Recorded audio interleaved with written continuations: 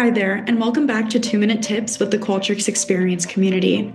Today, we're going to be talking about the journey chart widget. Whether you're working with customers or employees, it's important to track every step of a person's journey with your organization. This will help you understand which stages of your journey are doing excellent and which ones might have some room for improvement. These metrics can help you understand things like customer loyalty, brand awareness, employee engagement, and sentiment. By now, you've already built out your journey, defined the stages, created the surveys, and collected data, and you're ready to see your results in a dashboard. The first thing you'll need to do is make sure that your data is mapped correctly. For the survey corresponding to each stage of your journey, you'll need to map that as a data source. My journey had 3 different stages, so I have 3 different data sources to map.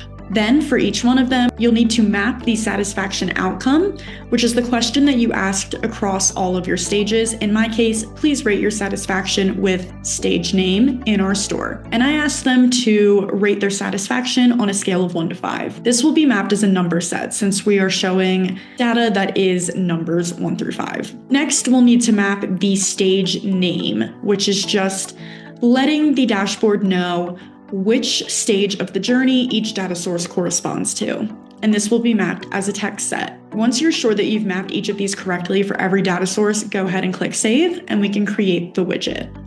In the dashboard, you'll click to create the journey chart widget. First, select the correct journey that you want to be showing. Then the stage dimension, which is the name of the stage in the journey that we just defined as a text set in dashboard data. And finally, define the metric that you'd like to display. Since I asked everybody to rate their satisfaction with each stage 1 through 5, I want to display an average.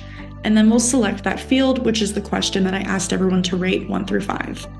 Here, you can see what the journey chart looks like when it is completely configured. Instantly, I can see that product try-on and testing are great in my store, but that there's definitely room for improvement with payment and checkout. This is just a small example of the kinds of insights you can uncover by tracking a person's journey with your organization. Let us know what you think about this in the comments below, and thanks for watching 2-Minute Tips with the Qualtrics Experience community.